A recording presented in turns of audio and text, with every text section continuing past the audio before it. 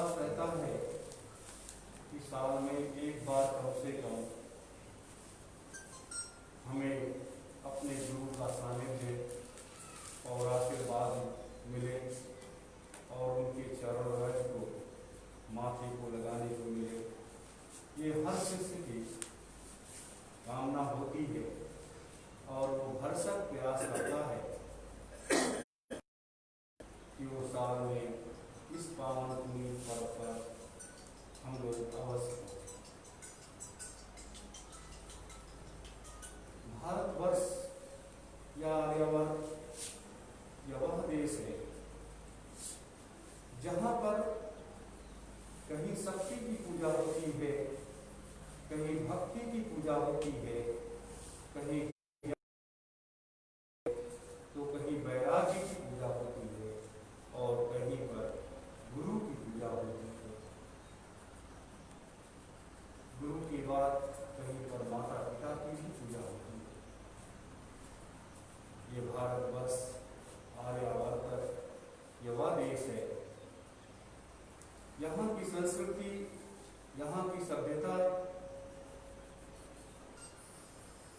एक ऐसा स्थान लिए बैठा है जो पूरे संसार में कहीं भी नहीं है। आज पूरे संसार में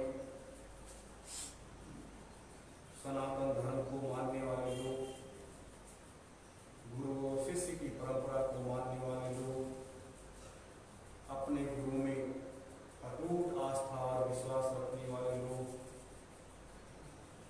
आज इस पर्व को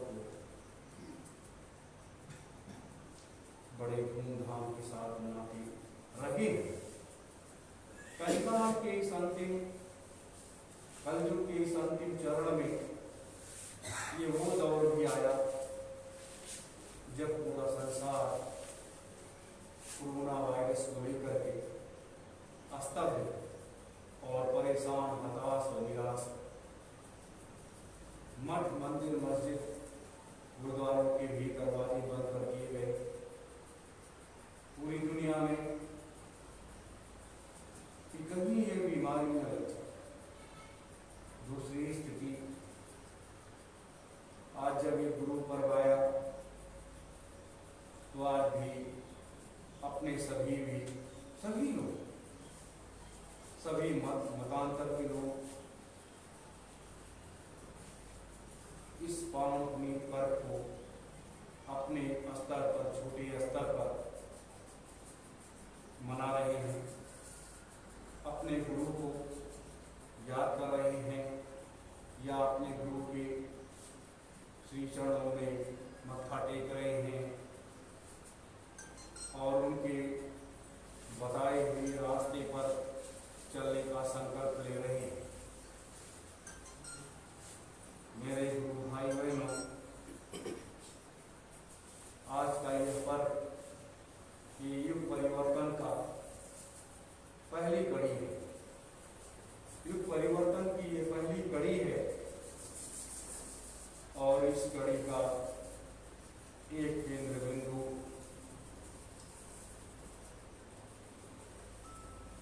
यह पर्व भी है और ये स्थान भी है और ये लक्ष्य और संकल्प भी है। हमारे सनातन धर्म में हम दीपावली भी मनाते हैं, होली भी मनाते हैं, शिवरात्रि भी मनाते हैं, रामनवमी भी मनाते हैं और नवरात्र भी मनाते हैं। अपने सनातन धर्म में कई ऐसे पर्व ऋतुओं के हिसाब से आते हैं, लेकिन ये गुरु पर्व, इसकी महात्म की जितनी भी चर्चा की जाए उतना ही कम है। क्यों कम है? कि आज का ये दिन पूरे मृतलोक में जो जागृत अवस्था में हमारे संत महात्मा, ऋषि मुनि, यति जति, देवी देवता जो भी आज उनका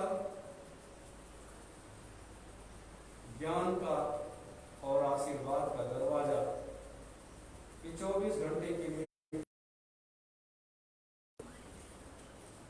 12:05 रात्रि से लेकर के और 11:55 इधर रात्रि तक ये पट खुला रहता है सभी संत महात्माओं ऋषि मुनियों का।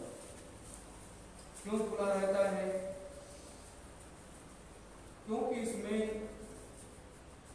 जब उनके बच्चे बच्चियां उनके शिष्य अपने गुरु को याद करते हैं या सच्चे मन से अपने गुरु के श्री चरणों में नतमस्तक होते हैं, तो गुरु के पास जो भी खजाना होता है वो अपने उन बच्चे बच्चियों को लुटा देता है। ये पर्व क्या होता है कि गुरु अपने सारे खजाने को खाली कर देता है और एक चीज रखता है, भक्ति। भक्ति और वैराग्य को अपने पास रखता है। शेष साल भर में उसने जितना भी अर्जित किया है वो सब अपने भक्तों में बांट देता है। लेकिन अब भगत कैसे हैं, वो बच्चे बच्चियां कैसे हैं कि उसके पात्र हैं या सुपात्र हैं, वो पात्र को देख करके दे देता है। तो इसीलिए ये पर्व बार बार आता है। जैसे हम आप प्रयास करते हैं कि जब कोई ऐसा पर्व आए तो हमें दान देने में भी कोई समस्या ना हो। उसी तरीके से गुरु भी दान अगर लेता है, क्योंकि हम आप ये सोचते हैं कि हमें अपने गुरु के पास खाली नहीं जाना चाहिए, हमें उनके पास जब भी जाए हम तो कुछ ना कुछ दक्षिणा के रूप में अपने गुरु को दे, चाहे अन्न की दक्षिणा दे, चाहे धन की दक्षिणा दे, चाहे वस्त्र की दक्षिणा दे, या हमारे अंदर कोई बुराइयां उत्पन्न हैं, उन बुराइयों की दक्षिणा हम अपने गुरु को अर्पण कर देते हैं। मेरे प्रेमी जनों, इसीलिए ये पर्व साल में एक बार आता है और गुरु भी अपने सारे खजाने को अपने बच्चे बच्चियों पर, अपने शिष्यों पर लुटा देता है। तो ये पर्व हमारे आप के लिए बड़ा अच्छा पुनीत पर्व होता है जब हम अपने गुरु को याद करते हैं। हमारे गुरु की जो व्यवस्था है, आज जिस पवित्र स्थली पर हम आप बैठे हुए हैं, आदि शक्ति जगत जननी जगदम्बा तपेश्वरी माता के इस पवित्र स्थली पर बैठे हैं। ये भी कभी एक जंगल हुआ करता था। यहाँ आसपास नदी का संगम हुआ करता था। यहाँ भी ऋषि मुनियों का एक स्थान था। लय प्रलय महाप्रलय, महाप्रलय तो हुआ ही नहीं, लेकिन प्रकृति और समय और युग जैसे जैसे बदलता गया, वैसे वैसे हमारी स्थितियां बदलती चली गई, हम वैसे वैसे बदलते चले गए। लेकिन मनीषी जो होते हैं, महात्मा जो होते हैं, वो दूरदर्शी और त्रिकालदर्शी होते हैं। वो दूरदर्शी और त्रिकालदर्शी होते हैं। वो उस भूमि को, उस जगह को जानते हैं कि जहां हम बैठ करके हमारे पूर्वजों ने या हमारे मनीषियों ने या हमारे महात्माओं ने बड़े से बड़ा काम किया है। तभी उस स्थली को पुनः जागृत करते हैं, क्योंकि वहाँ साधना की आवश्यकता तो है, लेकिन वो जागृत स्थली होती है और वहाँ वो अपना काम शुरू करते हैं। तो आज इस गुरु पूर्णिमा के पावन पुनीत पर्व पर जैसे अपने गुरुदेव संत सम्राट जी, बाबा जी, दोनों महापुरुष ये काल और दयाल महाशक्तियाँ या हम पहले सत्पुरुष और निरंजन, ये सिद्धाश्रम की उस तलहटी में उस ज्ञान रूपी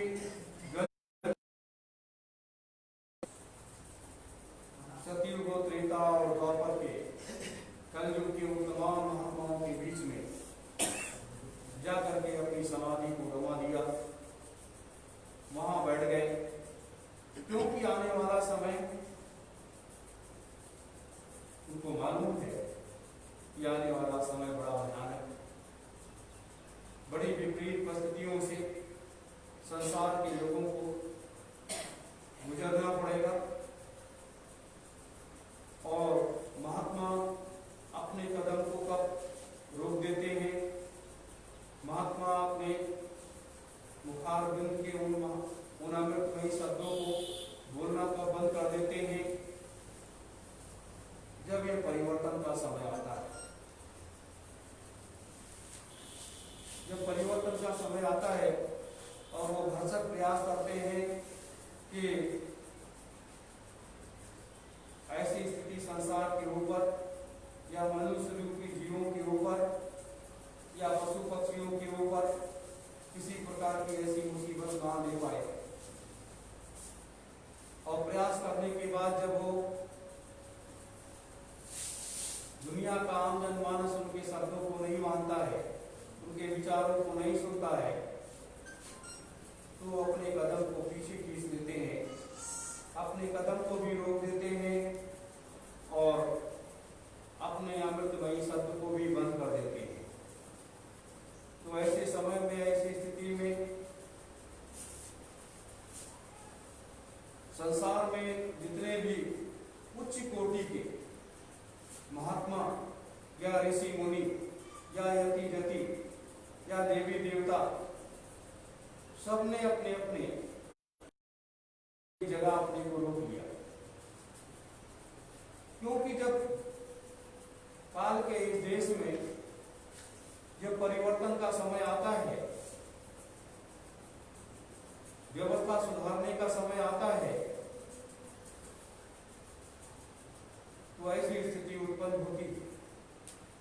और ये परिवर्तन जो है, ये परिवर्तन सतयुग, त्रेता, द्वापर और कलयुग ये 5300 वर्ष पूरे होने के बाद ऐसा परिवर्तन किसी युग में किसी समय नहीं हुआ है, जैसा परिवर्तन आने वाले समय में संसार का होने जा रहा है। मेरे प्रेमी जनों,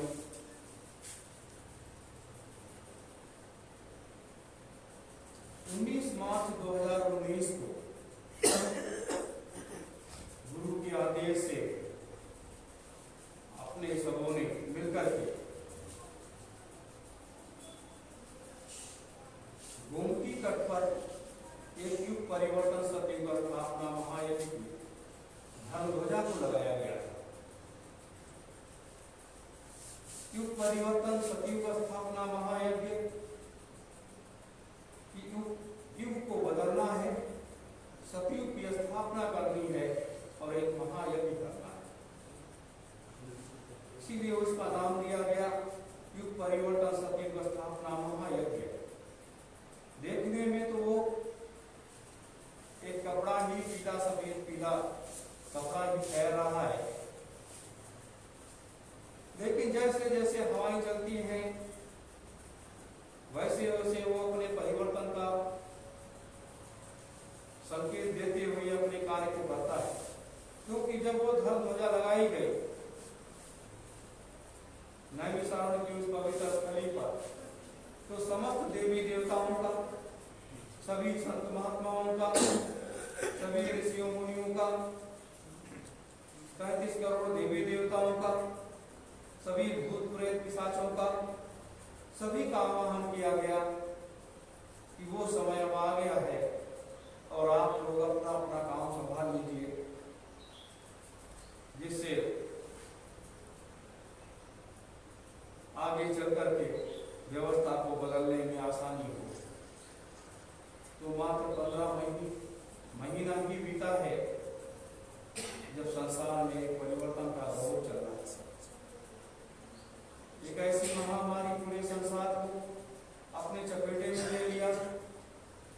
दूसरी स्थिति, संसार की अर्थव्यवस्था बिगड़ गई। तीसरी चीज, संसार के सभी राष्ट्राध्यक्ष, सभी देशों के, उनका मन मस्तिष्क काम करना बंद कर दिया। अर्थवाद और लूटवाद की नीति पर पूरा संसार चल पड़ा। तो आने वाला समय कितना भयानक होगा, ये हमें आपको सोचना चाहिए। मेरे प्रेमी जनों, ये मैं बता रहा हूँ, इसलिए बता रहा हूँ कि ये सब परिवर्तन के साथ जुड़ा हो। लोग कहते हैं कि भारतीय सुभाष सेनानी या सत्संग आध्यात्मिक शक्तिपीठ या संस्थान है या वैचारिक संस्थान है, इन लोगों ने क्या काम किया? कार्य जो होता है वो किया जाता है, और उस जो किया गया कार्य, उसका अनुभव किया जाता है। ये आगे वाला उस पर विचार कर सके और उस पर आत्मसंतुष्टि उसकी हो सके। मेरे प्रेमी जनों, ये समय है, ये ऐसा समय है कि हमें पूरे संसार में बदलाव लेकर के आना। आज गुरु पूर्णिमा के पावन पुनीत पर्व पर अपने गुरुदेव के को साक्षी रखते हुए अपने लोग उस महान संकल्प की तरफ आगे बढ़ रहे हैं कि हमें दुनिया की मानवता की रक्षा करनी है, दुनिया में एक अमन चैन स्थापित करना है, दुनिया में एक खुशहाली लानी है और दुनिया में एक बदलाव लाना है। ये आज इस पावन पुनीत पर्व पर ये अपने लोगों का लक्ष्य है, ये अपने लोगों का संकल्प। आज इन्हीं लक्ष्यों संकल्पों को, इन्हीं को पूरा करने के लिए कुछ ऐसी भी चीजें होती हैं जहाँ आपको शक्ति की आवश्यकता होती है। बिना शक्ति से कार्य करने में बड़ी विघ्न और बाधाएं पड़ती हैं। अगर देखा जाए तो अपनी दीदी माँ ने भी मौन व्रत कर दिया। क्यों? क्या आवश्यकता पड़ी? थोड़े समय के लिए उन्होंने मौन व्रत धारण कर दिया। लेकिन ये भी एक समय की मांग, समय की पुकार और शक्ति की आवश्यकता। शक्ति अर्जित करने के लिए कई पूजा पद्धतियों का विधान अपने धर्मों में है। जैसे अपने प्रभु जी स्वामी जी महाराज, सम्राट जी महाराज भी यहाँ पर 23 साल तक वो मौन ही रहे, 23 साल तक बोले ही नहीं। तो ये इसके पीछे भी बड़े बड़े रहस्य छुपे होते हैं। तो आज हम आप सब उन्हीं शक्तियों को प्राप्त करने के लिए अपने लक्ष्य की तरफ आगे बढ़ रहे हैं। बहुत से लोग कहते हैं कि हमारे गुरुदेव ने हमें कुछ नहीं दिया इतना दिन। बहुत से लोग कहते हैं कि संगठन में जुड़े हुए या संस्था में जुड़े हुए इतना दिन मुझे बीत गया और मुझे तो कुछ नहीं मिला, मुझे तो कोई चीज ना दिखाई दी ना सुनाई दी, इतना दिन पूजा हो गया। मेरे प्रेमी जनों, एक समय की बात है, स्वामी राम कृष्ण परमहंस के हजारों अनुयायी थे, लेकिन उन्हीं में एक स्वामी विवेकानंद भी थे। एक दिन बिना बताए ही स्वामी रामकृष्ण परमहंस जी का आध्यात्मिक सत्संग का कार्यक्रम का आयोजन हुआ। 3000 लोग उसमें बुलाए गए। स्वामी रामकृष्ण परमहंस अपने उस आध्यात्मिक सत्संग में लोगों को ओत कर रहे थे और लोगों को ज्ञान रूपी गंगा में नहाने का, या आप लोग इस ज्ञान रूपी गंगा में स्नान कर लीजिए और आप लोग पवित्र हो जाएंगे, आपका सारा मनोरथ, आपका सारा कार्य पूरा हो जाएगा। जैसे ये प्रसाद रखा है, अभी दीदी माँ ने प्रसाद को बनाया है, वैसे एक बड़े से थाल में प्रसाद रखा गया। किसी को कुछ नहीं मालूम था। 1-1.5 घंटे का सत्संग करने के बाद स्वामी रामकृष्ण परमहंस जी ने विवेकानंद जी को बुलाया और कहा, ये प्रसाद उठाओ। और ये प्रसाद जो है, जिसको तुम योगी समझते हो कि इतने बड़े महान संकल्प, महान लक्ष्य को वो व्यक्ति पूरा कर सकता है और हमारे इन पद चिन्हों पर वो व्यक्ति चल सकता है, तो वो प्रसाद, ये प्रसाद उसको खिला दो। काफी समय लगा।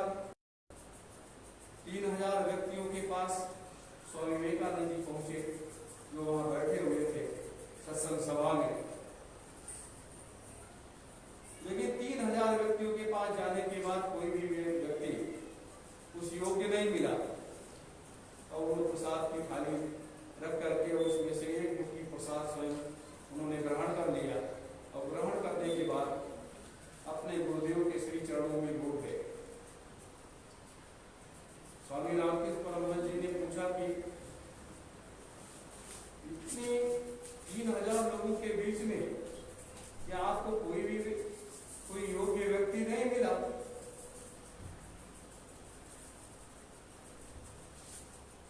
तो स्वामी विवेकानंद ने कहा कि गुरुदेव, ये जितने भी लोग बैठे हुए हैं, मुझे कोई योग्य व्यक्ति नहीं मिला।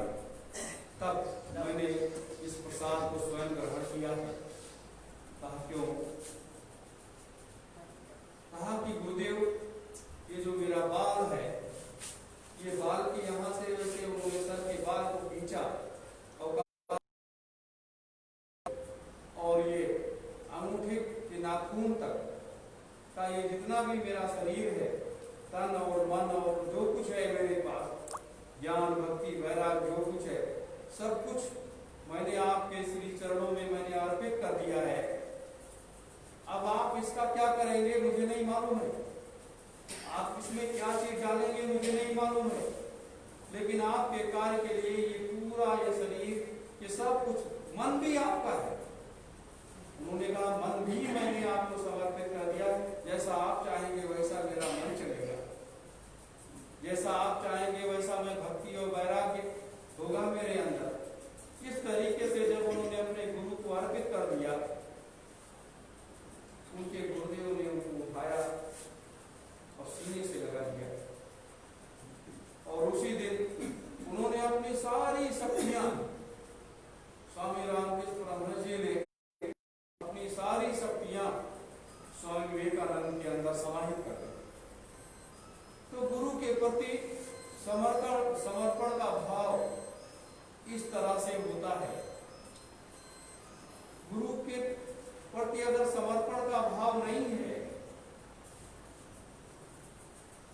तो गुरु आपको एक रास्ता ये दिखाता चला जाता है और आप उस रास्ते पर चलते हैं या नहीं चलते हैं, तो कहता है कि मैं तुम्हारे 10 जन्मों तक मैं संभाल करूंगा। यानी अगर आपने गुरु कर लिया, सच्चा सदगुरु आपको मिल गया, तो सच्चे सदगुरु के रास्ते में 10 जन्म तक आपको मनुष्य की योनि मिलेगी और 10 जन्मों में आपका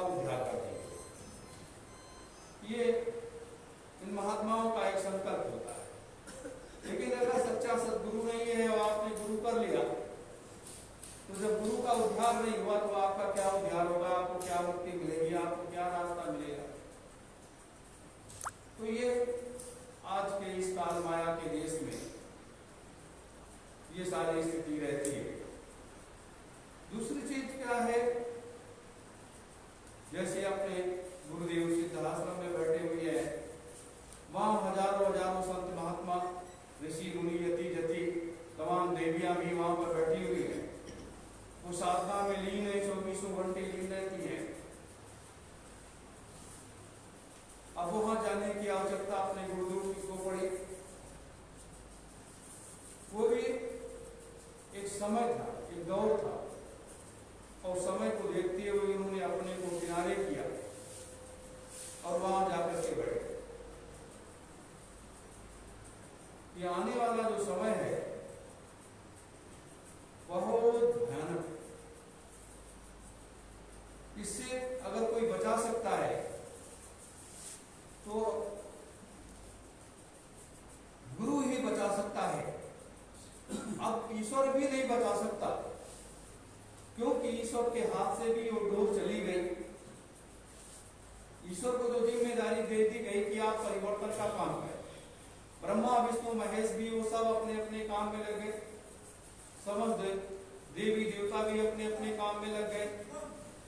भूत प्रेत पिशाच जितने भी हैं इस लोक में, वो भी अपने अपने काम में लग गए, क्योंकि उनको भी आश्वासन दिया गया कि जब ये व्यवस्था बदल जाएगी, समाप्त हो जाएगा, सतयुग का राज आ जाएगा, तो आप लोगों को भी मुक्ति मिल जाएगी। और जब आपको मुक्ति मिल जाएगी तो आप पुनः आपको मनुष्य योनि मिल जाएगी और आप आराम से अपने पापों का प्रायश्चित भी कर सकते हैं और सतयुग में आकर के बड़े ध्यान से पूजा पाठ भी कर सकते हैं। इसलिए सब लोग अपने अपने काम में लग गए। तो अब हमें ये देखना है कि हमें आगे क्या करना है। हमें आगे क्या करना है। स्वामी जी महाराज ने एक बड़े महान संकल्प की तरफ आगे जाने की प्रेरणा दिया अपने लोगों को। वो एक ऐसी प्रेरणा कि संसार में किसी भी संत मत में, किसी भी धर्म मत में, किसी भी मत मतांतर में वो प्रेरणा व्यक्ति के अंदर नहीं आई। वो रास्ता लोगों ने नहीं, जो लक्ष्य और रास्ता भारतीय सुभाष सेना ने या सत्यओम जय गुरुदेव सतयुग तीर्थ ने या सत्यओम आध्यात्मिक संस्था जय गुरुदेव वैचारिक संस्था ने तय किया, जिस लक्ष्य को निर्धारित किया है, वो संसार में कोई भी धर्म, चाहे हिंदू धर्म हो, चाहे बौद्ध धर्म हो, चाहे सिख धर्म हो, चाहे यहूदी धर्म हो, चाहे पारसी धर्म हो, चाहे जैन धर्म हो, कोई भी धर्म, कोई भी मत हो, कोई भी मतांतर हो, किसी ने उस लक्ष्य को निर्धारित नहीं किया। क्या लक्ष्य? युग परिवर्तन, सतयुग स्थापना, महायज्ञ का लक्ष्य, कलयुग के राज्य को समाप्त करने का लक्ष्य, सतयुग के राज्य की स्थापना का लक्ष्य, और एक ऐसा महायज्ञ जो भूते न भविष्यते। जब से ये सृष्टि बनी, मनुष्य के रूप में इस पृथ्वी पर लोग आए, मनुष्य रूपा के माध्यम से सारे रास्ते बने, सारी व्यवस्था मजबूत की गई। तब से लेकर के आज तक इस पृथ्वी पर ऐसा महायज्ञ नहीं हुआ है जैसे महायज्ञ की संरचना हो रही है। ये क्यों? ये इसलिए कि अगर इस पृथ्वी पर महाप्रलय हो गया, इस मृतलोक में महाप्रलय हो गया, तो आने वाले 15 लाख 20 लाख वर्ष तक इस पृथ्वी पर पेड़ पौधे पशु पक्षी नदी नाले कोई चीज नहीं उत्पत्ति हो पाएगी। सृष्टि को बनाने के लिए बड़ी मेहनत करनी पड़ी। मनीषियों को मेहनत नहीं करनी पड़ी, सत्पुरुष को बड़ी मेहनत करनी पड़ी। जो एक है, कहा गया कि सत्पुरुष, सत्यओम नाम जो है वो सत्पुरुष का है और सबका मालिक जो है वो सत्पुरुष है।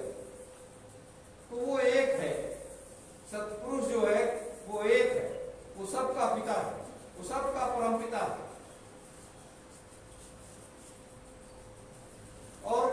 सब संतानें हैं। सतपुरुष ने ही जीव बनाया, सतपुरुष ने ही सारी व्यवस्था किया और करने के बाद सबको जिम्मेदारियां दे दी गई। ब्रह्मा जी को जीव दे करके कि आप ये इस कार्य को संभालेंगे। भगवान विष्णु को अलग जिम्मेदारी दी गई, भगवान शिव को अलग जिम्मेदारी दी गई, निरंजन भगवान को अलग जिम्मेदारी दी गई। तो इन लोगों ने भी, ब्रह्मा विष्णु महेश और निरंजन ने भी अपने पिता का दर्शन नहीं किया। अपने पिता का दर्शन इनको नहीं मिला। एक दूसरे के माध्यम से ये सारे रास्ते बनते चले गए और रास्ते बनते बनते बनते बनते सबको जिम्मेदारियां मिल गई, सब लोग अपने अपने काम में लगे। फिर जब पृथ्वी पर मनुष्य आया, मनुष्य आने के बाद अभी हुआ कि इस मनुष्य के अंदर दिमाग का संचार कैसे किया जाए, कैसे इसको ज्ञान के रास्ते पर ले जाया जाए, कैसे इस व्यक्ति को सुधार किया जाए। तो संसार में आज जितने भी धर्म मत मतांतर बन गए, संसार में एक ही धर्म था, वो था सनातन धर्म। और कोई धर्म नहीं था इस मृतलोक में, एक ही धर्म से लोग संचालित होते थे। लेकिन जैसे जैसे विस्तार होता गया, जैसे जैसे सारी व्यवस्था बढ़ती चली गई, उसमें देवता और दानव के रूप में मान्यता मिली लोगों को, सुर की मान्यता मिली, फिर देवी देवताओं की मान्यता मिली। ये सब होते करते संत महात्माओं के रूप में लोग आए, सबको काम दिया गया सुधार के लिए। तो ये सारी व्यवस्थाएं बनती चली गई। और जब भी किसी युग में कोई समस्या आई तो उस समस्या का सुधार करने के लिए लोगों को लगाया गया कि आप लोग इस समस्या का सुधार करें। तो उस समस्या का सुधार हमारे मनीषियों ने उन राजाओं के माध्यम से कर दिया।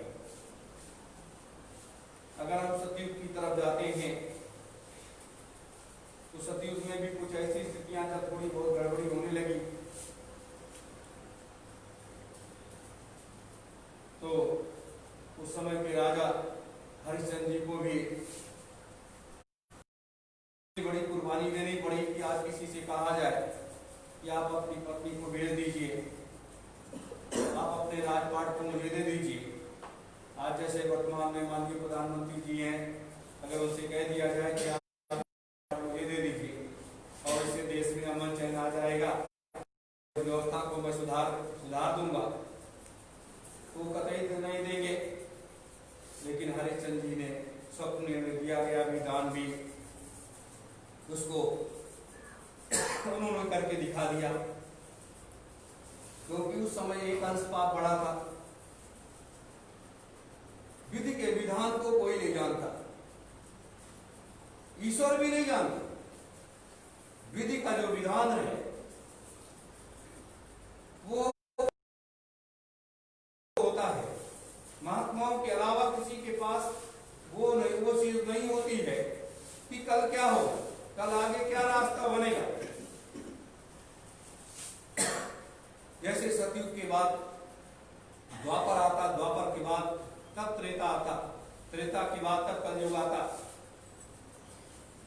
लेकिन ऐसी स्थितियां बनी बिगड़ी कि 1000 पहले सतयुग को अपने राज्य को रोकना पड़ा और उसके बाद त्रेता। अब उसका विधान कैसे बना? कई बार मैंने आपको अपने इस आध्यात्मिक विचारधारा में आपको मैंने बताया है कि गौतम ऋषि की पत्नी अहिल्या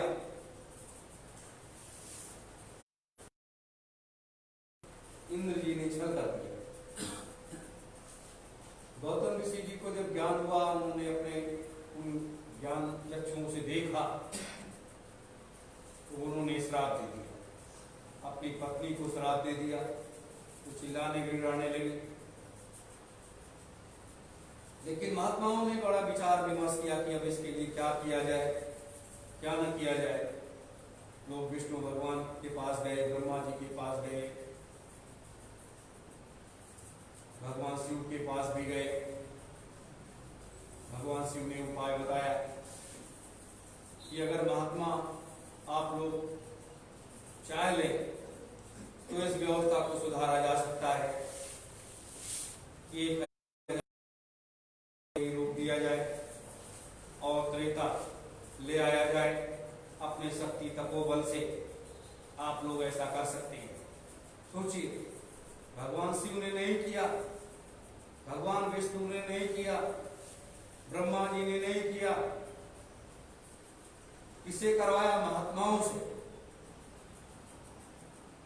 कि महात्माओं के कार्य में ईश्वर भी कोई विघ्न बाधा नहीं डालता है। तो ऐसे दौर में, ऐसे समय में जब ये स्थिति उत्पन्न हुई, घटना चक्र हुआ और वहीं पर सतयुग रुक गया, त्रेता आ गया। त्रेता आने के बाद राम को इस पृथ्वी पर आना पड़ा। आज लोग कहते हैं कि ईश्वर या देवी देवता संसार में नहीं है। हम मठ, मंदिर, मस्जिद, गुरुद्वारों में ढूंढते फिरते हैं कि वहां ईश्वर है, वहां ईश्वर है। गुरुद्वारे में हम जाते हैं, हमारे गुरुओं की वाणी वो अमृत वाणी है जिससे उन्होंने संसार के लोगों को ईश्वर से जोड़ने का रास्ता दिखाया। किस तरीके से आप ईश्वर को प्राप्त कर सकते हो, और इस तरीके से हमारे मनीषियों ने, हमारे देवी देवताओं ने इस तरह से कार्य किया है। तब इस मतलब की रक्षा। फिर वहीं पर आज अपना ये धर्म ग्रंथ है, रामायण है, गीता है, वेद है, पुराण है, ये सब समय समय के हिसाब से जब आवश्यकता पड़ी लोगों ने बनाया। राम को यहाँ आना पड़ा और उनको मर्यादा में रह करके बड़े से बड़ा काम करना पड़ा। कोई भी महात्मा, वशिष्ठ और विश्वामित्र जी का आदेश और आशीर्वाद तो उनके साथ था, आदेश भी था और आशीर्वाद था, क्योंकि ये दोनों मनीषी पहुंचे हुए थे और उनको राम से काम लेना था।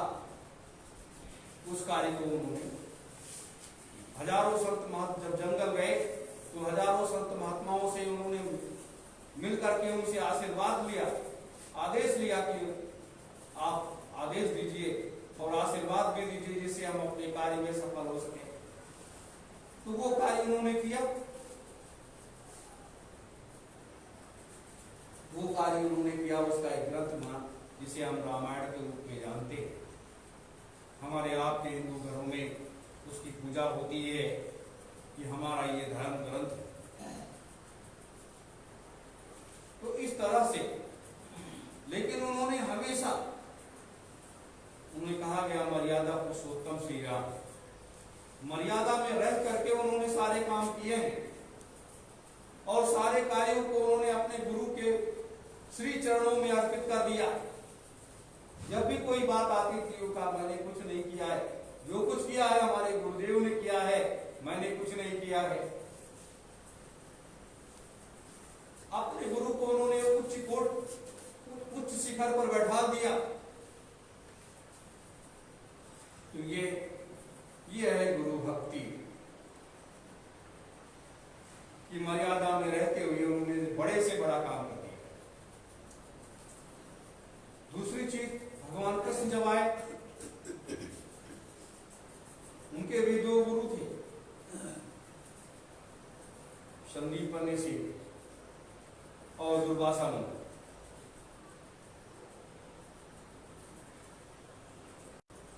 मात्र इन्होंने, भगवान कृष्ण ने आशीर्वाद के रूप में लिया कि मैं जो भी कार्य करूं उसमें सफल हो। उनके दोनों गुरु ने कहा कि जो भी कार्य करोगे उसमें तुम्हें सफलता मिलेगी, लेकिन गुरु की मर्यादा से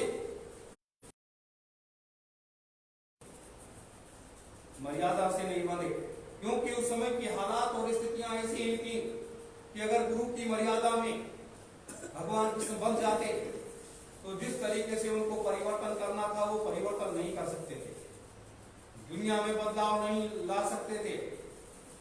लेकिन उन्होंने करके दिखाया। लोगों ने जिस भी रूप में उनको देखा, कोई किसी रूप में देखा, कोई किसी रूप में देखा, कोई किसी रूप में देखा, जिस रूप में लोगों ने देखा उसी रूप में उनको दिखाई दिया। आज किसकी पूजा होती है? आज लोग, कोई कहता है राधे राधे को, कोई कहता है राधा कृष्ण, राधे कृष्ण को। राधा से तो उनकी शादी नहीं हुई थी, कृष्ण की तो शादी भी नहीं हुई थी। कृष्ण ने भी कहा है कि प्रेम का रूप अनेक, प्रेम का रूप अनेक। लेकिन भगवान कृष्ण को उच्च कोटि के शिखर पर बैठाने का काम अगर किसी ने किया है तो दो लोगों ने किया है। दो लोगों ने अपने पूरी जीवन की तपस्या, पूरी जीवन की शक्ति, कि कृष्ण को उतना साधना करने का मौका नहीं मिला, ऐसी स्थिति में वो जिम्मेदारियां दे दी गई। एक तो सुदामा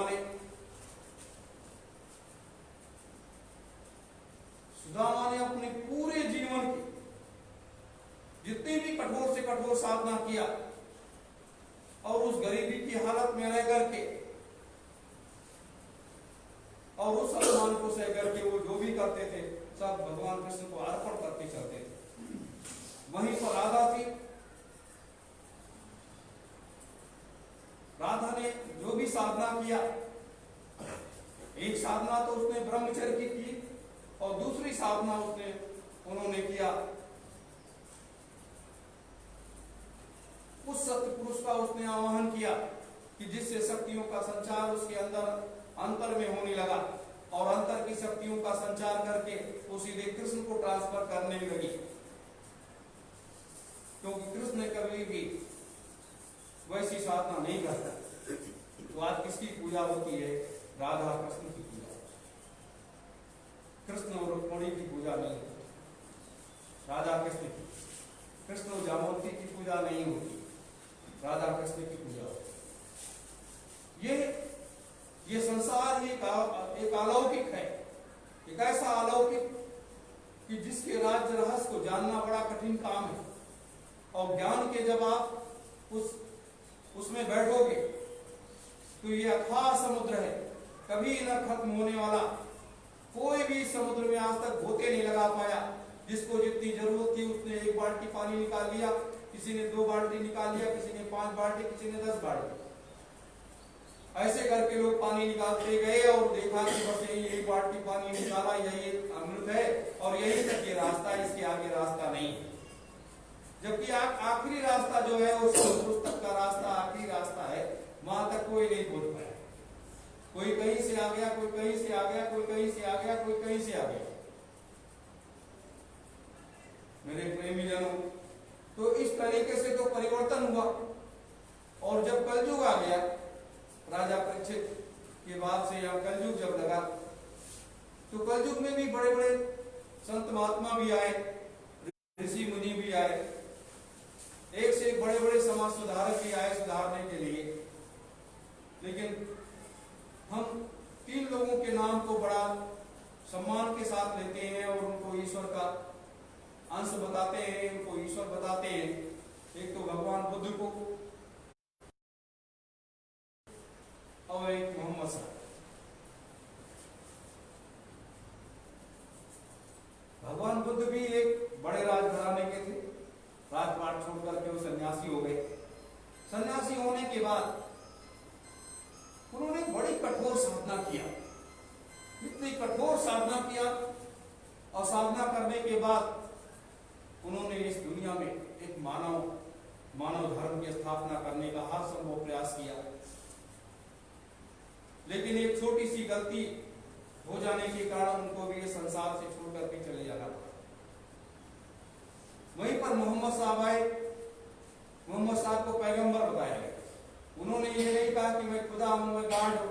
उन्होंने ये नहीं कहा कि मैं स्वयं खुदा हूं। उन्होंने कहा कि मैं खुदा का संदेश लेकर के आया हूं, खुदा का संदेश मैं लेकर के आया हूं और ये आपको सुनाने के लिए। ईसा मसीह आए। ईसा मसीह ने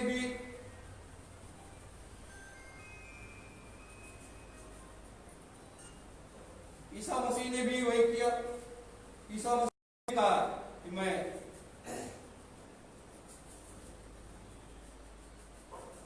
को गाड़ कर, मैं तो भगवान का संदेशवाहक हूँ, लेकर के आया हूँ आपको यहाँ सुनाने के लिए, समझाने के लिए, एक रास्ता दिखाने के लिए मैं आया।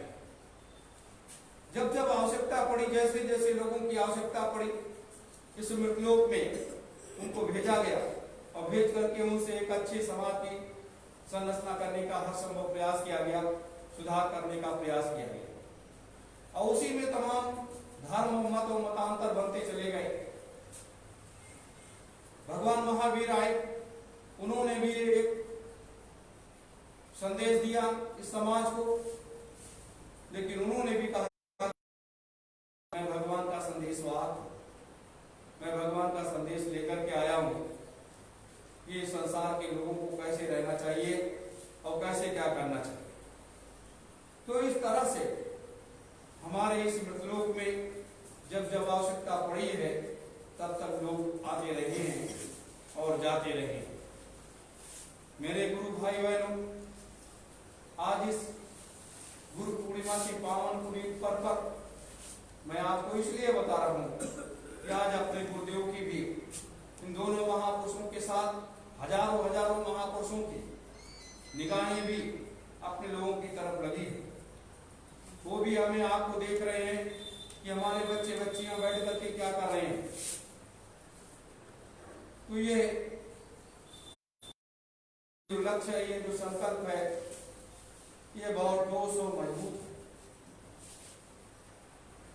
इसको पार पाना सबके बस की बात नहीं है, और जिसका ये कार्य है वही इस कार्य को कर सकता है। संसार में कोई भी दूसरा व्यक्ति अगर नकल करने का प्रयास करे कि हम इस कार्य को कर सकते हैं, तो असंभव चीज है, उस कार्य को वो नहीं कर सकता, क्योंकि उसको उसका विधान नहीं मालूम है, उसको उसका रास्ता नहीं मालूम है, उसको उसकी व्यवस्था नहीं मालूम है कि कैसे किया जाएगा, कैसे क्या नहीं किया जाएगा। मेरे प्रेमी जनों, मैं तो आपसे यही कहता हूं कि हम आप सब लग करके अपने लक्ष्य और अपने उस रास्ते को तय करें जिस लक्ष्य और रास्ते पर हम आप चले। मेरे प्रेमी जनों, आज का अगर दौर देखा जाए, रास्ता देखा जाए, तो 1500 वर्षों में जिस तरह से ये दो मंत्र सत्योम और जय गुरुदेव का ये जो मंत्र है, 1500 वर्षों में किसी प्रकार का कोई मंत्र कोई जगह नहीं पाया इस मृतलोक में। हमारे जितने भी किसी भी धर्म के हैं, हिंदू धर्म में तमाम देवी देवताओं का मंत्र है, हम शनि भगवान की पूजा करते हैं उसका मंत्र अलग है, पूजा करते हैं उसका अलग है, चंद्रमा की पूजा करते हैं उसका अलग है, सबका अलग अलग, दुर्गा जी का अलग है, काली जी का अलग है, और समस्त देवी देवताओं का अलग अलग मंत्र है। लेकिन यह मंत्र कैसे सिद्ध हुआ, कैसे क्या हुआ? इस मृतलोक में हमारे मनीषियों ने, हमारी देवियों ने, उन्होंने इसको सिद्ध किया और मन को जागृत करने के बाद तब वो जागृत हो गया, और जागृत होने के बाद उसके बाद समाज को उसे बांटा जाने लगा कि ऐसा ऐसा है और इस तरीके से आप लोग करेंगे तो आपका कल्याण होगा, ये होगा, वो होगा। ये सब बताएं, लोग करने लगे, उनका भला होने लगा। लोगों ने कहा भगवान तो मेरे ऊपर खुश हो गया और हमारा सुन लिया हो। 1500 वर्षों में आदि अनादि काल की स्थिति है, जब मृतलोक की जिम्मेदारी निरंजन को, तो निरंजन अपने पिता का दर्शन तो उनको हो नहीं पाया था, बहुत परेशान थे। ऐसी स्थिति में उनकी मां ने कहा कि जाओ तुम कठोर साधना करो, और साधना करने के बाद तुम्हारे पिता का दर्शन तुम्हें हो जाएगा। 1.5 लाख वर्ष तक जब निरंजन ने साधना किया और पिता का दर्शन नहीं हुआ, तो वहां पर वो हताश और निराश हो गए। उनके साथ एक क्रूर करके व्यक्ति थे, वो भी साथ में आए। उनकी माँ ने पूछा कि तुमको पिता का दर्शन हो गया? निरंजन ने झूठ बोल दिया कि हाँ, मुझे पिता का दर्शन हो गया, उनका इस तरीके से रूप था, इस तरीके से ये था, वो था, ये सब बताया। उनकी माँ ने कहा कि आप झूठ बोलो। जैसे उन्होंने ध्यान लगाया और सीधे सत्पुरुष से उन्होंने देखा, बात किया, कहा कि आप तो झूठ बोल रहे हो, जाओ, तुम्हें कलयुग में जब घोर कलयुग आएगा और परम पिता उस पृथ्वी पर अवतार लेंगे, तब तुम्हारा दर्शन होगा, उसके पहले तुम्हारा दर्शन नहीं हो सकता। निरंजन को मृतलोक की जिम्मेदारी दे दी गई, सारा रास्ता। लेकिन उन निरंजन ने जाप किसका किया? निरंजन ने हमेशा एक ही जाप किया, हमेशा सत्योम का जाप किया, हमेशा सत्योम का जाप किया। जब से ये सृष्टि शुरू हुई या उसके पहले जब सृष्टि ये नहीं थी, पृथ्वी, ये पेड़ पालो, मनुष्य नहीं था, कुछ नहीं था यहाँ पर, और सत्पुरुष ने शिव, ब्रह्मा, विष्णु, महेश और निरंजन और आद्या महाशक्ति को बनाया था, तब से ये सत्योम नाम का जाप जो है निरंजन ने करना शुरू किया। और निरंजन ने जब करना शुरू किया तो ये होते करते, और आज भी वो उस जाप के लगे रहे। सोचिए, ये मंत्र हमेशा जागृत रहा। मैं तो कई बार आप लोगों से भी कहा कि अगर आप लोग बैठ जाएं कभी, देखिए 1 हफ्ते 10 दिन के अंदर आपका ध्यान लगने लगेगा। आपके अगल बगल चाहे जितनी आवाज आएगी, चाहे जो कुछ होगा, सब आपको कोई चीज सुनाई नहीं देगा। आप आसानी के साथ उसको कर सकते, आपका ध्यान एकाग्रचित होकर के लग जाए। फिर क्या हुआ सतयुग में? जब पहला युग लगा सतयुग का, और सारे, क्योंकि मृतलोक की जिम्मेदारी निरंजन के पास थी, जब यहाँ पर संत महात्मा तैयार किए गए, मनु शतरूपा ने भी वही किया। मनु शतरूपा को भी ये जिम्मेदारी दी गई कि आप सत्योम का जाप करेंगे।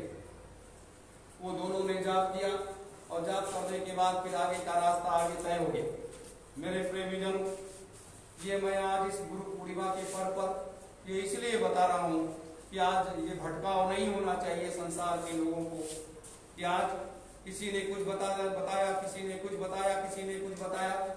अगर लोगों से कहा जाए कि आपने सत्पुरुष को देखा है, आप सत्यलोक को गए हैं, आप कहाँ कहाँ घूमे हैं, क्या है, कितने देवी देवताओं से आपकी मुलाकात हुई है, कितने संत महात्माओं से हुई है, कितने ऋषि मुनियों से हुई है, क्या है, लोग किसी के पास कोई जवाब नहीं।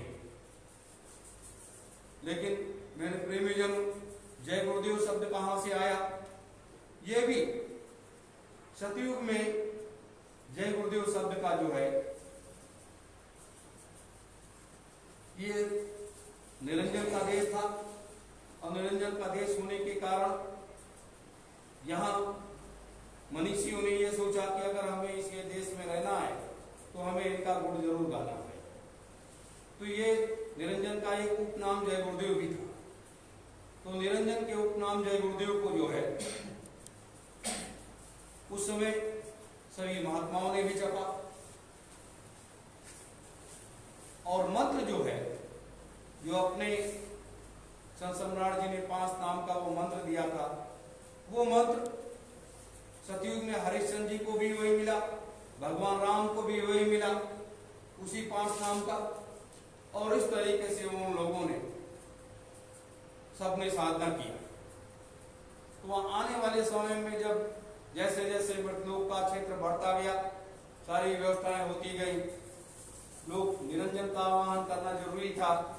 ऐसे समय में जब परम पूज्य स्वामी जी महाराज आए, जिन्हें हम सत्पुरुष के रूप में जानते हैं, तो उन्होंने भी यहाँ जय गुरुदेव नाम का प्रचार प्रसार करना शुरू कर दिया कि हाँ, ये जय गुरुदेव नाम है क्या।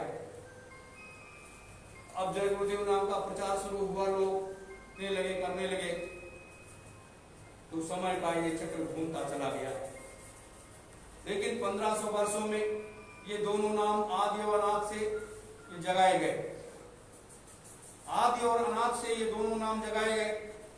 आज जब ऐसे हालात स्थितियां जब गुजरने लगी, दुनिया में मानवता की रक्षा करने का वक्त आया तो ये हुआ कि इन दोनों नामों को, जो ये दोनों नाम जगाया गया है, अगर इन दोनों नामों का हम साथ में होकर ले जाएं तो संसार के मनुष्य रूपी प्राणियों को बहुत फायदा होगा। फायदा क्या होगा? जो कहा गया कि सत्योम जय गुरुदेवाय नमः, ये किसी पंथ का, किसी धर्म का ये नाम नहीं है। किसी भी धर्म का, किसी भी पंथ का सत्योम जय गुरुदेव नाम नहीं है। ये सत्य पुरुष और निरंजन का ये नाम है। तो सत्य ओम जय गुरुदेवाय नमः का जब हम जाप करते हैं तो हमारे आसपास धीरे धीरे करके सुरक्षा घेरा होना शुरू हो जाता है। सुरक्षा घेरा होना शुरू हो जाता है और वो घेरा जो है व्यक्ति को अंदर एकदम से कंट्रोल कर लेता है। कोई भी बाहरी चीज उसके अंदर घुसने नहीं पाती है और व्यक्ति वज्र के समान मजबूत हो जाता है और उसकी सारी रिद्धियां सिद्धियां उसके साथ काम करने लगती हैं और उसका मन मस्तिष्क एकाग्रचित हो जाता है और वो सत्य मार्ग पर लग जाता है। मेरे प्रेमी जनों, जब हम सत्य ओम जय गुरुदेवाय नमः का उच्चारण करते हैं धीरे धीरे करके, तो ये समझ लीजिए कि हम अपने दोनों महापुरुषों को जैसे याद करते हैं और दोनों महापुरुषों की निगाहें हमारे आंख की तरफ, भ्रिकुटी की तरफ लग जाती हैं और उनके हाथ जो है वो आशीर्वाद के लिए उठ जाते हैं। मेरे प्रेमी जनों, तो इस तरह से हमारे दोनों महापुरुषों का आशीर्वाद हमें मिलता है। ये वक्त का दौर है, ये वक्त का समय है।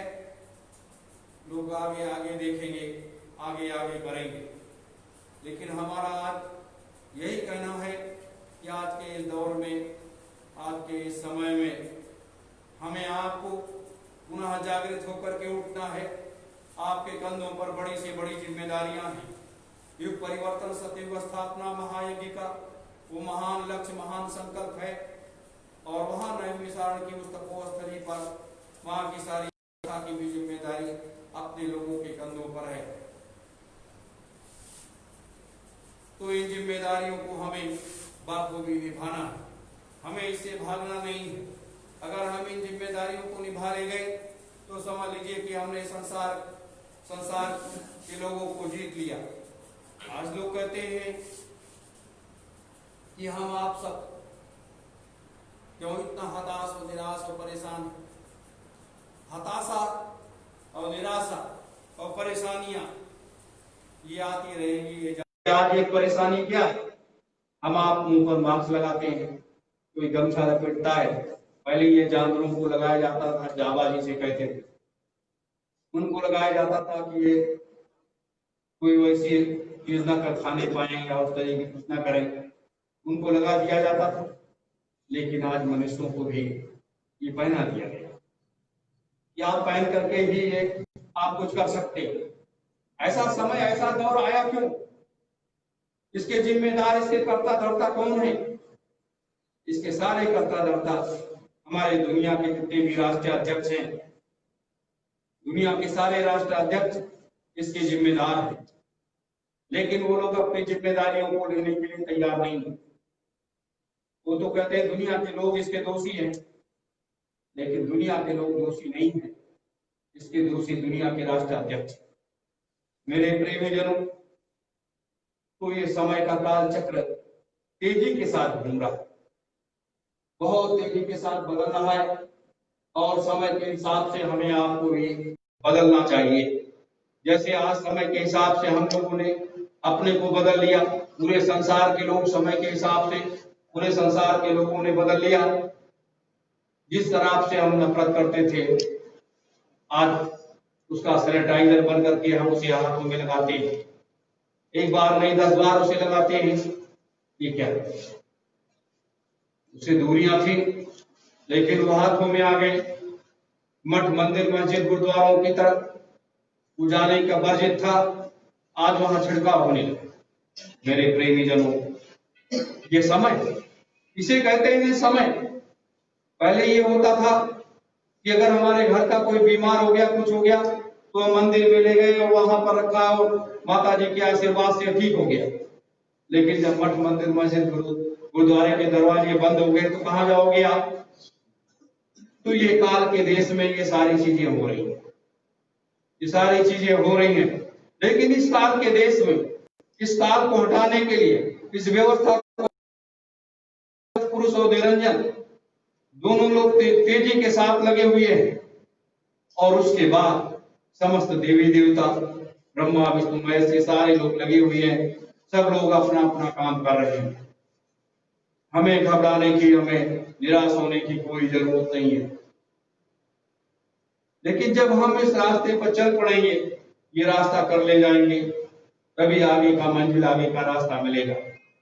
आप लोगों ने बड़ी मेहनत की, समय निकाल करके, थोड़ा समय निकाला आप लोगों ने, यहाँ पर आए। अब आने के बाद आपको क्या मिला क्या नहीं मिला ये तो मैं नहीं कह सकता, लेकिन मैं ये जरूर कहता हूं कि हमें आपको बहुत कुछ मिला। हमारा जिसे हम थर्ड आई कहते हैं, तीसरा नेत्र कहते हैं, शिव नेत्र कहते हैं, ये शिव नेत्र हमारा आपका पूरा नहीं है, इसलिए हम आप नहीं देख पा रहे हैं। लेकिन हमारे आपके गुरुदेव हमें आपको जरूर देखते हैं कि हमारे बच्चे बच्चियां वो एक जगह बैठ करके वो हमारे सबकी चर्चा कर रहे हैं। तो ये गुरु भक्ति में बड़ा आनंद है, गुरु भक्ति में बहुत बड़ा आनंद है। अब ये है कि गुरु हमें देता क्या है और हमसे लेता क्या है, दोनों चीजें। अगर हम गुरु के इशारे पर चल पाए, गुरु के इशारे पर चल पड़े, तो हमारे आपके लिए कोई भी कार्य कठिन नहीं है, हर कार्य बहुत आसान है। मेरे प्रेमी जनों, ऐसे समय में, ऐसे दौर में अगर हम आप 10-20 लोग गुरु चर्चा में भाग ले लिए तो ये बहुत बड़ी उपलब्धि है।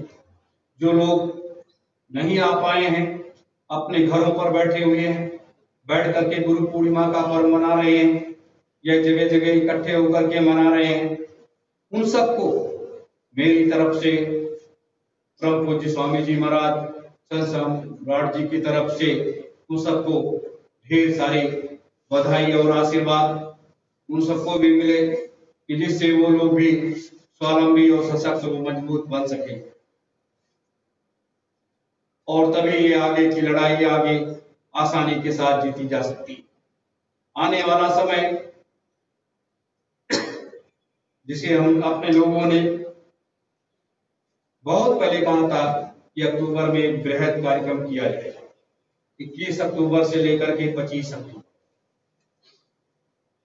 वहां आपको नए नए नजारे देखने को मिलेंगे, नए नए रास्ते मिलेंगे, नए नए विचार मिलेंगे, नए नए कार्य क्षेत्र का मिलेगा। तो ये एक परिवर्तन का वो क्षेत्र है, ये सब परिवर्तन का क्षेत्र है, परिवर्तन का कार्य है। तो उसके लिए हमें सबको खड़ा होना, ठोस और मजबूत परिस्थितियों में खड़ा होना पड़ेगा। अगर आप खड़ा नहीं खड़े हुए तो ये कोई दूसरा आएगा, लेकिन ये कार्य अब रुकने वाला नहीं है। ये कार्य बहुत तेजी के साथ आगे होने जा रहा है। और जब तेजी के साथ आगे होने जा रहा है तो लोग ये सोचते होंगे कहीं हम न पीछे रह जाएं, कहीं सोचता है वो ना आगे निकल जाए, तो उसको रोको नहीं। मेरे प्रेमी जनों, इन महापुरुषों को देखो, इन महापुरुषों को देखो, पूरे जीवन को इन लोगों ने खपा दिया, पूरे जीवन को इस मृतलोक की रक्षा के लिए, मृतलोक के प्राणियों को बचाने के लिए कठोर से कठोर साधना की और बड़ी बड़ी यातनाएं सही, बड़े बड़े संघर्ष किए। और उसके बाद आज भी अपने महान संकल्प को, अपने महान विचार को भूले नहीं कि हमारा संकल्प क्या है, हमारा विचार क्या है। तो वो दोनों रास्तों पर आज भी चल रहे हैं मेरे प्रेमी जनों। तो हमें अपने रास्ते को बदलना नहीं है, हम आप जिस रास्ते पर चल रहे हैं वो रास्ता बहुत सुगम और सटीक है, उसी रास्ते पर हमें आपको चलते रहना है, उसी रास्ते पर हमें आपको चलते रहना है। परिवर्तन कब होगा, कैसे होगा, व्यवस्था कैसे बदलेगी, लोगों में सुधार कैसे आएगा, अमन चैन कैसे आएगा, ये आपके देखते देखते ये सब सारा कुछ बदल जाएगा, सब कुछ बदल जाएगा। मेरे प्रेमीजनों, मैंने जो आपके बीच में बातें रखी हैं, ये इसलिए आज रखा है कि आपको एक रास्ता मिल सके, आप उस रास्ते पर चल पड़े, उस रास्ते पर चल सके और आप अपने जैसा हजारों लाखों को तैयार कर सके। अभी एक सूची मांगी गई थी जिसमें 50 व्यक्तियों को निकालना था, 50 उन व्यक्तियों को जो इस आवाज को, इस कार्य को लेकर के आगे बढ़ सके, संसार को एक दिशा दे सके, संसार को एक रास्ता दे सके। और उन 50 व्यक्तियों के अंदर आध्यात्मिक और राजनीतिक ऊर्जा इतनी जबरदस्त भर दी जाती, ज्ञान भक्ति शक्ति वैराग का वो रास्ता दिखा दिया जाता कि वहां भी वो तूफानों में चलने के लिए खड़े हो जाते मेरे प्रेमीजनों। लेकिन लोग उसमें बढ़ चढ़ करके हिस्सा नहीं लिए, बढ़ चढ़ करके हिस्सा नहीं लिए। अभी भी वक्त है, अभी भी समय है कि जब हमें सचेत हो जाना चाहिए।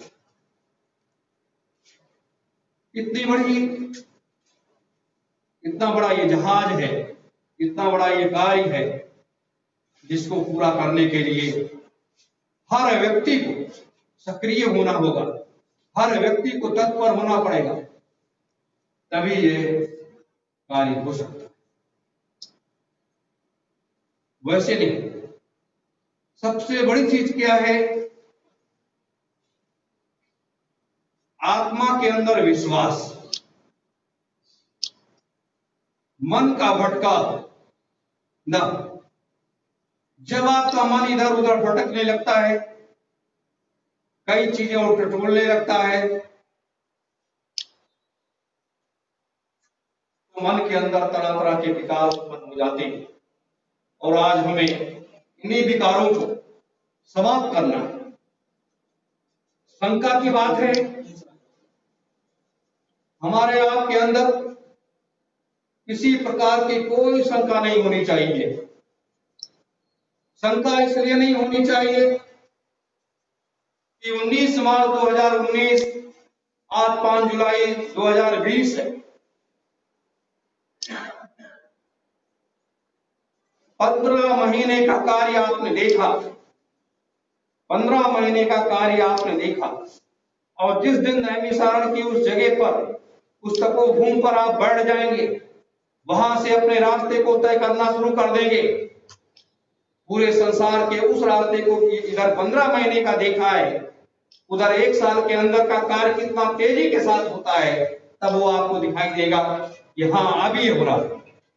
और जब 1 साल का वो कार्य दिखाई देने के बाद फिर उसके बाद एक रास्ता बनेगा। फिर आप देखेंगे कि पूरे भारत वर्ष में, अखंड भारत वर्ष में भारतीय सुभाष सेना या सत्यम जय गुरुदेव सत्यम तीर्थ, ये सब कितने बड़े काम हो गए, कितना बड़ा काम हो गया। संसार आपके पीछे खड़ा हो जाएगा, संसार आपके पीछे खड़ा हो जाएगा। वो समय आ रहा है, वो दौर आ रहा है, वो परिस्थितियां लोगों के सामने खड़ी हो जाएंगी, वो परिस्थितियां लोगों के सामने खड़ी हो जाएंगी। अभी आप अपने लोगों ने देखा कि इस संसार को बचाने के लिए, इस संसार को बचाने के लिए जब ये महामारी फैली, संसार को बचाने के लिए दुनिया के राष्ट्राध्यक्षों ने हर संभव प्रयास किया है। जो भी उनकी योजना रही हो, उन्होंने प्रयास किया है, उसकी जितनी भी प्रशंसा किया जाए कम है। लेकिन हमारे जितने भी धर्म हैं, जितने भी मत हैं, जितने भी मतांतर हैं, लोगों को वो रास्ता नहीं मिला, लोगों को वो रास्ता नहीं मिला। अगर उनके पास ज्ञान होता, विवेक होता, वो अंदर वो पावर होती, तो उस पावर के उससे वो इस संसार को, इसको रोकने का हर संभव प्रयास करना चाहिए था। लेकिन लोगों ने स्वयं को स्वयं अंदर कर लिया। मेरे प्रेमीजनों, तो ये समय जो आ रहा है ये बहुत तेजी के साथ हम आप सब अंदरवत इस रास्ते पर चलते रहे, अपने कदम को पीछे न हटाएं। अगर आपने अपने कदम को पीछे हटा दिया तो आपको संभालने वाला कोई नहीं है, आपको संभालने वाला कोई नहीं है। क्यों? क्योंकि जब ये रास्ते तय होते हैं तो वहां पीछे गिर जाने वाले व्यक्ति को उठाया नहीं जाता है। जब ऐसे रास्ते तय हो, दूसरे को तैयार करने का प्रयास किया जाता है। तो ये बातें थी, मैंने आज के इस गुरु पूर्णिमा के पावन पुनीत पर्व पर आपके सामने रखा है। एक बात और मुझे कहनी है कि भारतीय सुभाष सेना के संस्थापक महान संत सम्राट जी महाराज, वो एक महान कर्मयोगी होते हुए एक महान संत भी हैं, और महान संत होते हुए भारतीय सुभाष सेना के वो संस्थापक भी हैं। और संस्थापक होने के नाते भारतीय सुभाष सेना की सारी जिम्मेदारियां भी उनके कंधों पर। ऐसे समय में जहां पूरा देश हताश और निराश है, वहां हम लोग देश के लोगों को एक दिशा देने का प्रयास करेंगे, एक रास्ता देने का प्रयास करेंगे, और उन मुसीबतों में फंसे हुए लोगों को निकालने का हर संभव प्रयास करेंगे। मेरे प्रेमीजनों, ये मैंने इसलिए कहा है कि अब हम आप सोचते हैं कि हमारे बीच में न संत सम्राट जी आ रहे हैं, न बाबा जी आ रहे हैं, तो हम ये कार्य कैसे करेंगे, हम ये काम कैसे करेंगे। एक भाव व्यक्ति के अंदर उत्पन्न होता है। राम के साथ वशिष्ठ और विश्वामित्र जी नहीं गए थे। वशिष्ठ और विश्वामित्र जी राम के साथ नहीं गए थे।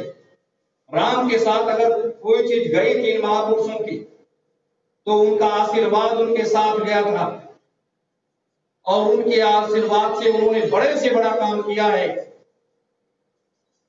और जब लौट करके आए तो सब कुछ भी उन्होंने अपने गुरु के श्री चरणों में अर्पण कर दिया और कहा, मैंने कुछ नहीं किया है, जो कुछ किया है वो सब हमारे गुरुदेव ने किया है। तो आज हमें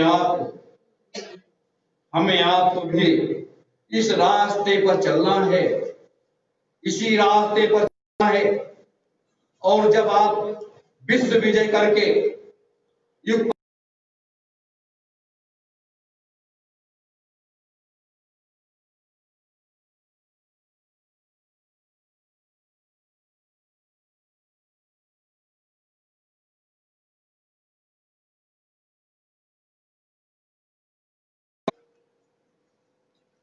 कार्य का विस्तार तो बहुत बड़ा है, कार्य का विस्तार बहुत बड़ा है, और उसे विस्तार भी करना है। हमें पूरे अखंड भारतवर्ष में पहुंचना है, अखंड भारतवर्ष में अपने संदेश को पहुंचाना है लोगों तक। और जब अखंड भारतवर्ष में, पूरे संसार में हमें अपने संदेश को पहुंचाना है, तो इतने लोग, लेकिन वो 50 लोग जिनकी मैं बात कर रहा था, 50 लोगों को तैयार करके वो 50 लोग पूरे संसार के लिए काफी होंगे और 50 लोग वो संसार को जीत लेंगे और जीत करके वो चले आए। मेरे प्रेमीजनों, वैसे समय में, ऐसे दौर में हमें आपको कर्मठी और त्यागी बनना होगा। कर्मठी और त्यागी इसलिए बनना पड़ेगा कि आपके सामने लक्ष्य है। एक तो आध्यात्मिक क्रांति का लक्ष्य और वैचारिक क्रांति। आध्यात्मिक क्रांति और वैचारिक क्रांति।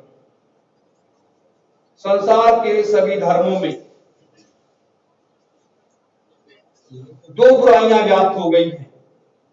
जितने भी मठ हैं, मंदिर हैं, मस्जिद हैं, गुरुद्वारे हैं, जो भी है, दो बुराइयां बड़े पैमाने पर व्याप्त हो गई।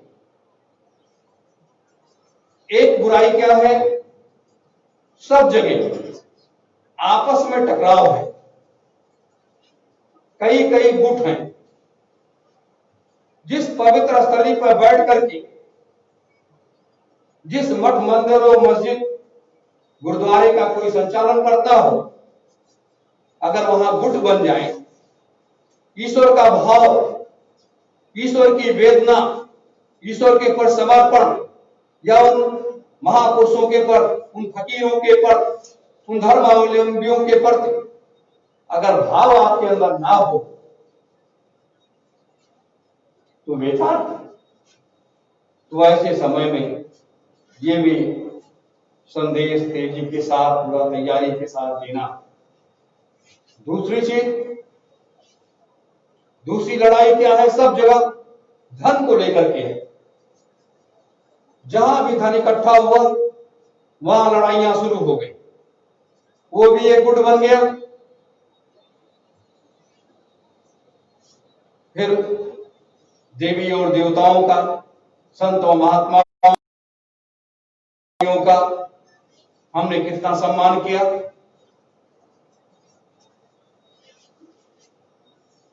तो ये सब भाव, ये सब विकार जो उत्पन्न हो गए हैं लोगों के अंदर, वही चीज आपको सबसे बड़ी ताकत देगी, क्योंकि आप सतयुग की स्थापना के लिए आगे बढ़ रहे हो। सतयुग की स्थापना के लिए आगे बढ़ रहे हो ना, तो हमें इस चीज को भी देखना, हमें कि हमारे अंदर ऐसे भाव और विचार, ऐसी बुराइयां ना उत्पन्न होने पाए और हम हमेशा अपने गुरुदेव पर समर्पित होते हुए अपने लक्ष्य की तरफ आगे बढ़ते रहें। क्योंकि जब आपका प्रकाशमय प्रकाश फैलने लगेगा, संसार आपसे अपेक्षा करने लगेगा, और जब संसार आपसे अपेक्षा करने लगेगा कि हम भला जगह जाएंगे, वहां तो मेरा बचाव हो जाएगा, मेरा रास्ता कोई निकल आएगा, तो ऐसे समय में, ऐसे दौर में हमें आपको बहुत कुछ करना है।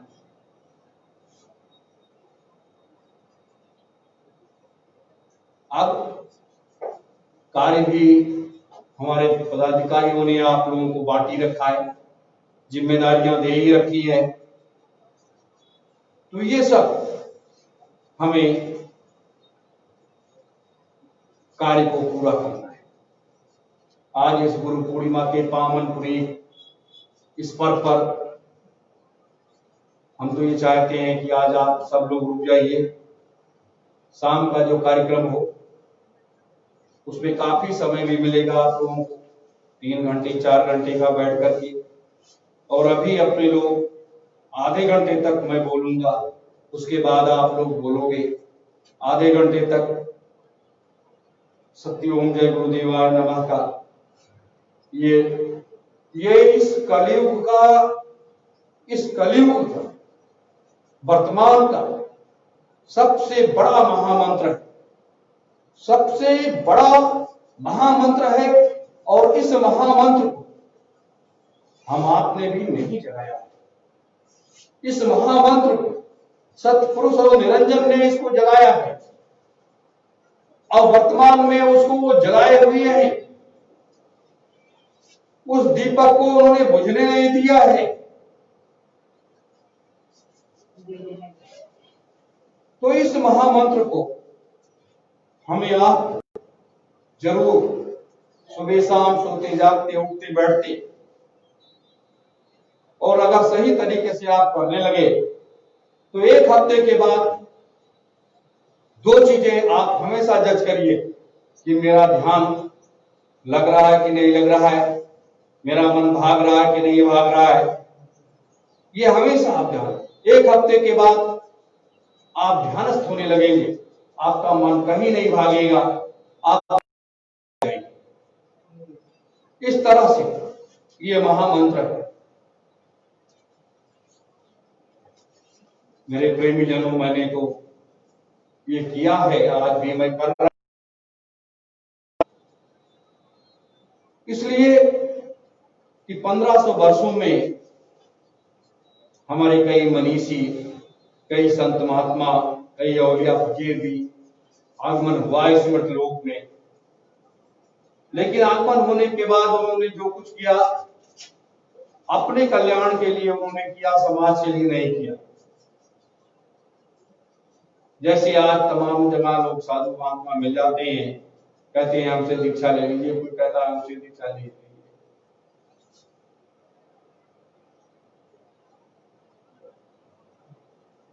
तो ये दीक्षा का दौर नहीं है, हमें ये कर्म करना है और अक्टूबर के कार्यक्रम की तैयारी करनी है। अक्टूबर के कार्यक्रम की अभी से तैयारी करनी है और बहुत जल्दी ये प्रयास होगा कि जितने भी मुख्य लोग हैं, कुछ नहीं तो एक 500 आदमी जिनको नैमिषारण में जब वो कार्य आरंभ होगा वहां का, तो लोगों को बुलाया जाएगा। नैमिषारण में उन 500 लोगों को बुलाया जाएगा, लोग वहां पहुंचेंगे और पहुंचने के बाद उस कार्य का शिलान्यास हो। तो ये सारी व्यवस्था जो है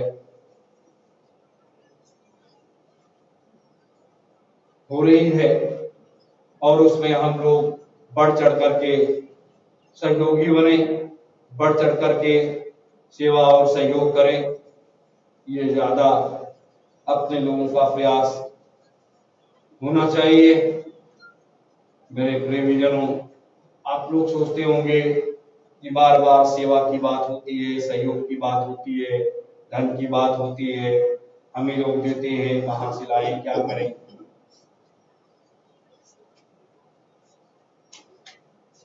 लेकिन आप लोगों के मेहनत की कमाई जो इसमें लगती चली जाएगी, वही एक सबसे बड़ी पूंजी, आपकी भी पूंजी है और संस्था की भी सबसे बड़ी पूंजी है।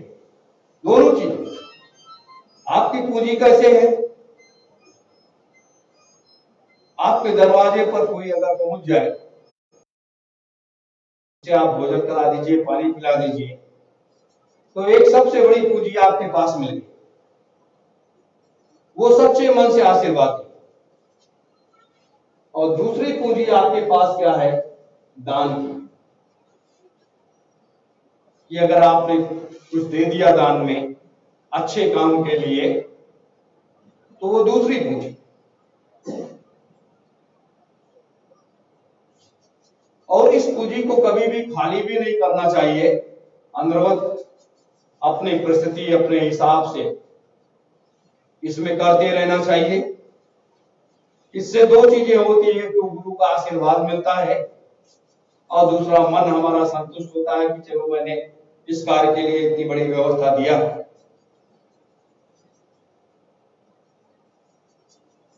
तो ये बातें मैंने आपके सामने रखी हैं। आज शाम के समय 5 बजे आप लोग किसी ग्राउंड में बैठ जाइए और जब बैठेंगे 5 बजे तो वहां 5 बजे से 8 बजे तक, 9 बजे तक ये कार्यक्रम चलेगा विधिवत। फिर सुबह सुबह आप लोग 4 बजे 5 बजे जब भी निकलना होगा अब हम लोग आधे घंटे तक ये प्रयास करें कि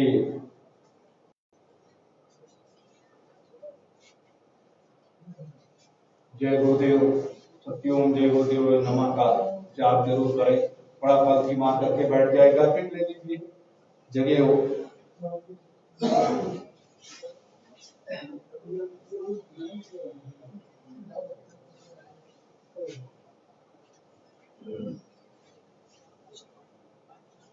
बायां हाथ हमारा बायां पैर ये नीचे रहेगा, दाहिना पैर ऊपर रहेगा, फिर ये बायां हाथ नीचे रहेगा, दाहिना हाथ ऊपर रहेगा, ऐसे।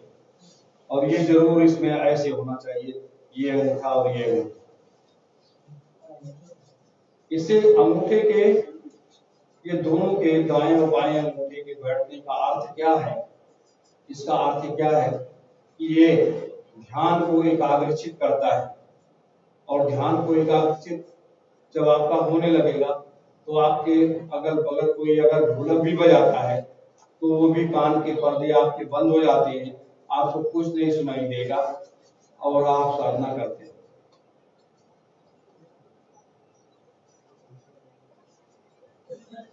पहले हम बोलेंगे, उसके बाद आप लोग बोलेंगे।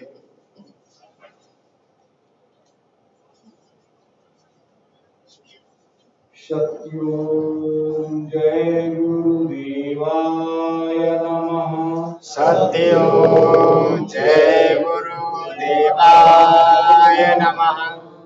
सत्योम जय गुरुदेवाय नमः। सत्योम जय गुरुदेवाय नमः। सत्योम जय गुरुदेवाय नमः। सत्योम जय गुरुदेवाय नमः। सत्योम जय गुरुदेवाय नमः। सत्योम जय गुरुदेवाय नमः। सत्योम जय गुरुदेवाय नमः। सत्योम जय गुरुदेवाय नमः। सत्योम जय गुरुदेवाय नमः। सत्योम जय गुरुदेवाय नमः। सत्योम जय गुरुदेवाय नमः। सत्योम जय गुरुदेवाय नमः। सत्योम जय गुरुदेवाय नमः। सत्योम जय